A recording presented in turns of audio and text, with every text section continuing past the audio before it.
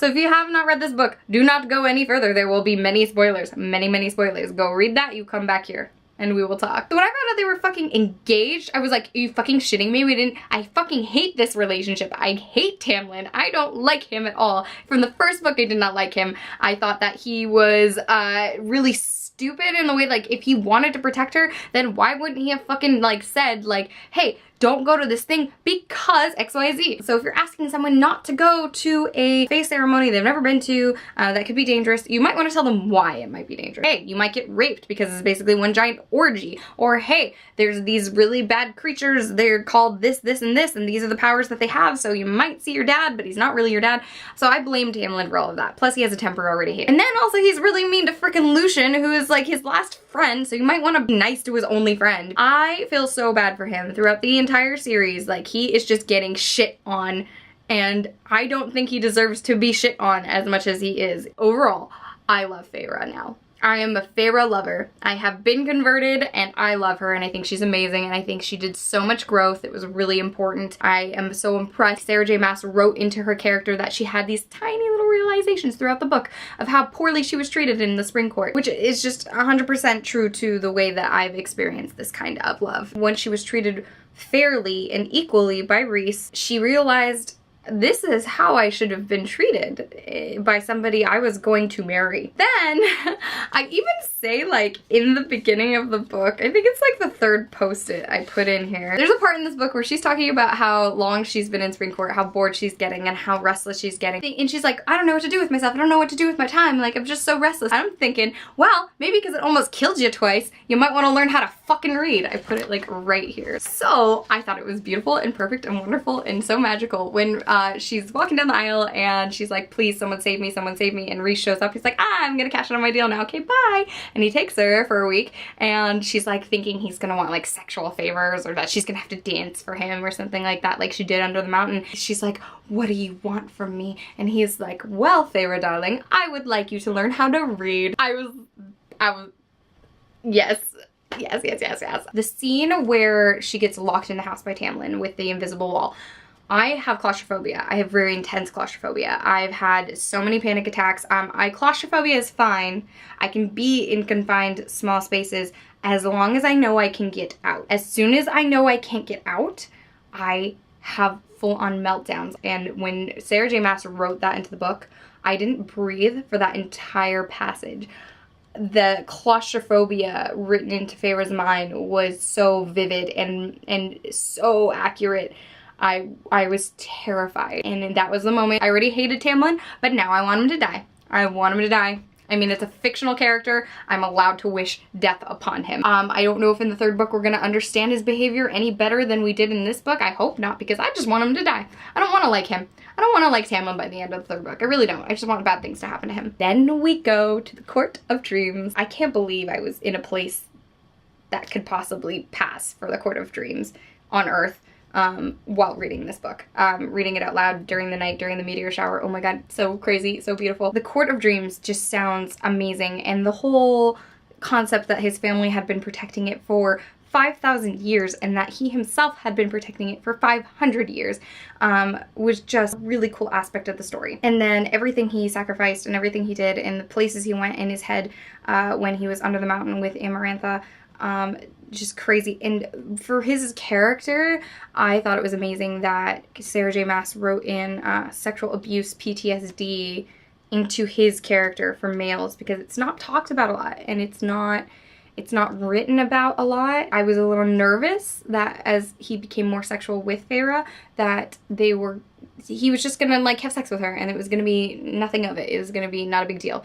But then, you know, he talks about how he wanted to finish underneath her because he constantly had to finish on top of Amarantha, and Fayre like clicked for her in her head. There was a specific way that he wanted her. He wanted sex to mean something other than we're just gonna have sex right now. How he has those moments in his mind where he goes back to that time, how she tried to ruin the big celebration where Fayre gets him to dance with everybody, how Amarantha tried to ruin that for him by making him make love to her.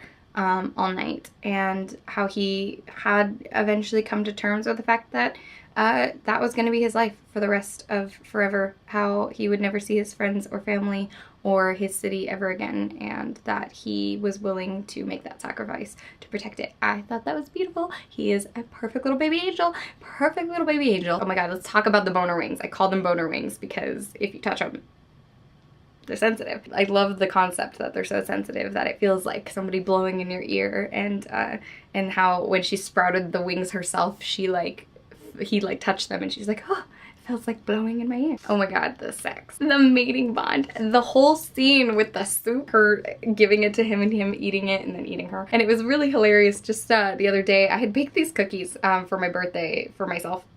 And I brought them to work to share, and I gave them to one of my coworkers, and I was like, oh shit, I just gave him food and he ate it. We have accepted the mating bond.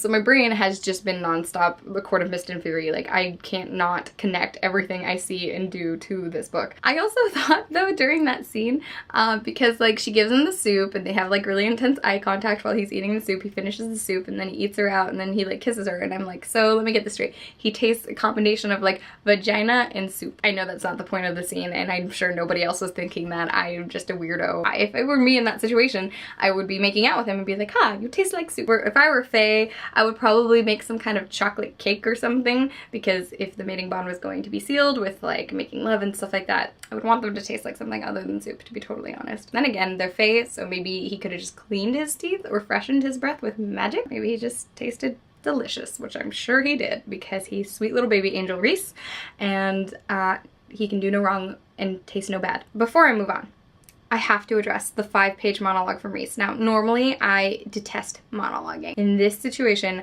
my heart broke with every single sentence because it took me back to the first book and I had just read it, so it was fresh in my head. How his first words to her after having dreams about her under the mountain, not realizing she was a real person, was, ah, there you are. I've been looking all over for you. I was like, ah, my heart. Yeah, it just, yeah.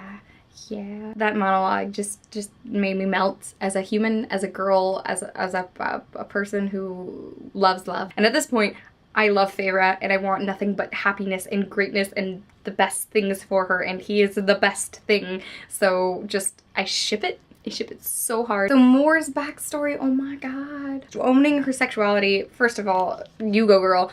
And then second of all, having your family nail a sign to you saying, now this is your problem, to another court. My heart. And the fact that Reese just was like, not in my family, you're not. I just love Moore in general, like how in the very beginning, she was about to meet his mate. We don't know that, Moore knows, and we don't know that Reese like had shown up, and the first thing he said to her after 50 years is, she's my mate.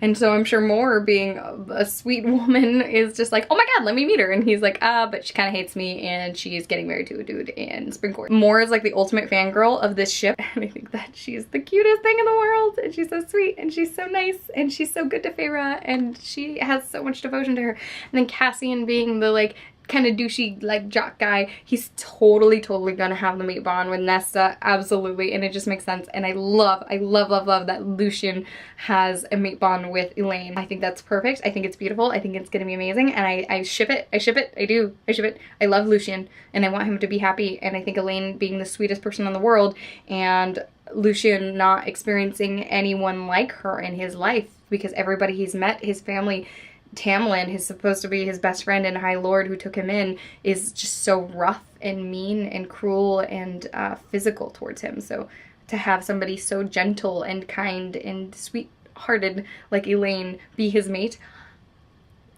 yeah. And of course Nesta and Cassian are absolutely perfect for each other. So the ending, this ending. When I was reading this book out loud to my friend Ariel, we read the entire ending, that ending scene, out loud in the middle of nowhere. And we were sitting there reading silently, but then I get to the part where they're getting ready to leave, and I'm like, Ariel, I have to read out loud to you.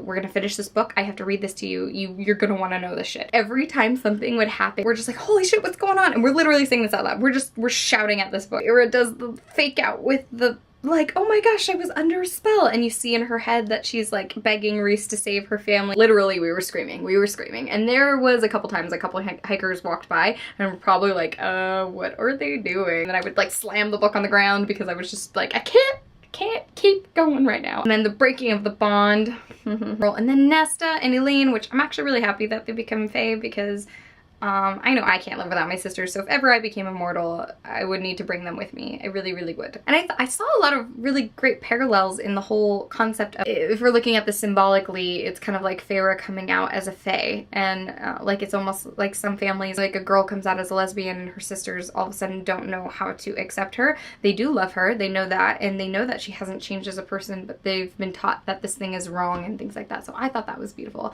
I've seen coming out stories like this a lot, so I thought it was a very interesting parallel to that kind of relationship slash like coming out of being who you are as a person and not being able to deny that that's who you are as a person. It's literally just built into you. So I thought that was an interesting parallel. I really liked that part. So then at the very end, when she goes with Tamlin to spring court, I know it was her choice. I know it was her choice. But oh my god, I just can't stop thinking about the fact she's gonna have to have sex with him. She's like, I mean, to like pull it off, I mean, she could do the whole like, I want to wait till our wedding night thing and just like postpone the wedding like as much as possible. I wish death, the most bloody, gruesome, ugly, horrible death to Ianthe.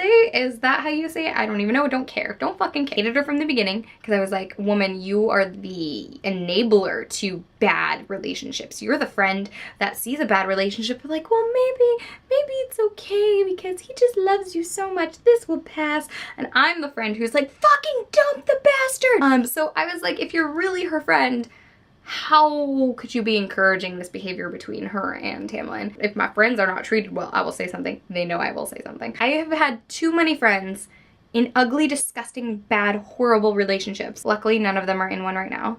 Amen. I could not stand by and watch that happen. And that's how I knew from the very, very, very, very beginning Ianthe was not on her side. She's gonna be a bad guy. She's selfish and she doesn't ever ask Fayre what she wants. I'm really upset that we only went to one other court, essentially. We went to Night Court and Summer Court and that's it. And then we went to Hybern. I'm gonna have to end it there because otherwise it's gonna be a million more minutes long. I will discuss this with anybody in the comments forever and ever and ever. I will never stop talking about it. I can't stop talking about it. Yeah. So I'm gonna end my review there. Those are my thoughts and feels. Some of my thoughts and feels. Just a fraction of my thoughts and feels. If you want to know all of them, just message me on Tumblr, message me on Instagram, message me, comment below, and we will talk. We will talk. I'm into it. I love it. I'm part of the fandom. I'm with you guys on this. This book is so good. Sweet little baby Angel Reese. I love him forever. Thank you for watching. Comment below. We'll discuss the book. I'd love to talk to you guys about it. I will definitely see you guys later. Bye.